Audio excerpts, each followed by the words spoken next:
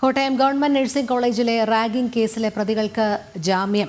Senior വിദ്യാർത്ഥികളായ 5 പേർക്കാണ് കോട്ടയം ജില്ലാ sessions കോടതി ജാമ്യം അനുവദിച്ചത്. 6 ജൂനിയർ വിദ്യാർത്ഥികളാണ് റാഗിങ്ങിന് ഇരയായത്. മിഥുൻ അയ്യപ്പൻ ചേരുന്നു. മിഥുൻ, പറയൂ. കേസിൽ 5 പ്രതികളാണ് ഉണ്ടായിരുന്നത്. ഈ 5 പ്രതികളിൽ ആയിട്ടുള്ള സാമുവൽ, ജീവ, റിജിൽജിത്ത്, രാഹുൽ രാജ്, വിവേക് എന്നിവർക്കാണ് ഇപ്പോൾ കോട്ടയം ജില്ലാ സെഷൻസ് കോടതി ജാമ്യം അനുവദിച്ചിരിക്കുന്നത്.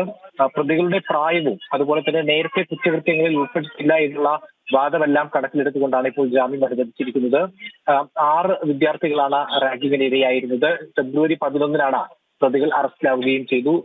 ഏറെ കോളിളക്കം സൃഷ്ടിച്ച ഒരു സംഭവമായിരുന്നു കോട്ടയം മെഡിക്കൽ കോളേജിലെ റാഗിംഗ്. വിവരങ്ങൾ പുറത്തു വന്നത്, അതിന്റെ ദൃശ്യങ്ങളെല്ലാം തന്നെ പുറത്തു വന്നത് മനുഷ്യസാക്ഷി ഞെട്ടിക്കുന്ന തരത്തിൽ തന്നെയാണ് ഉണ്ടായിരുന്നത്.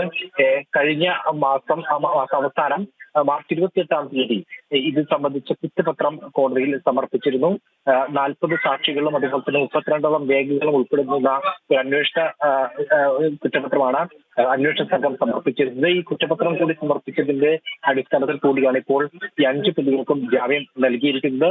ഈ പ്രതികൾ നിരന്തരം റാഗിംഗ് നടത്തിയിരുന്നു എന്നാണ് കുറ്റപത്രത്തിൽ പറയുന്നത്. ഒപ്പം തന്നെ പണം പിരിച്ചിരുന്നു. ഏതാണ്ട് 3 മാസത്തോളം ഇത്തരത്തിലുള്ള റാഗിംഗ് നടന്നു എന്നതടക്കം വിശദമായിട്ടുള്ള കാര്യങ്ങൾ ഉൾപ്പെടുത്തിക്കൊണ്ടാണ് അന്വേഷണ സംഘം കുറ്റപത്രം സമർപ്പിച്ചിരുന്നത്. ഒപ്പം തന്നെ ഈ 5 പ്രതികളിൽ മാത്രം ഒതുക്കിക്കൊണ്ടായിരുന്നു കേസ് അന്വേഷണം മുന്നോട്ട് പോയിരുന്നത്. കോളേജ് അധികൃതരിൽ നിന്നും കേസിൽ പ്രതി ചേർത്തിരുന്നില്ല. ഇപ്പോൾ അതിന്റെ കുറ്റപത്രം സമർപ്പിക്കുകയും ഈ ജയിലിൽ തുടരുന്ന ഈ സമയങ്ങളിലെല്ലാം തന്നെ നിരന്തരം ജാമ്യത്തിന് ശ്രമിച്ചിരുന്നെങ്കിലും ജാമ്യം അനുവദിച്ചിരുന്നില്ല. ഇപ്പോൾ കുറ്റപത്രം സമർപ്പിച്ചതിന് പിന്നാലെയാണ് പ്രതികളുടെ വാദം കൂടി പരിഗണിച്ച് പ്രായവും അതുപോലെ തന്നെ നേരത്തെ കുറ്റകൃത്യങ്ങളിൽ പങ്കെടുത്തിട്ടില്ല എന്നുള്ള കാര്യം കൂടി പരിഗണിച്ചുകൊണ്ടാണ് ഇപ്പോൾ കോട്ടയം ജില്ലാ സെഷൻസ് കോടതി ഇവർക്ക് ജാമ്യം അനുവദിച്ച് ഉത്തരവിട്ടിരിക്കുന്നത്. ശരി, മിഥുൻ അയ്യപ്പനാണ് വിവരങ്ങൾ നൽകിയത്.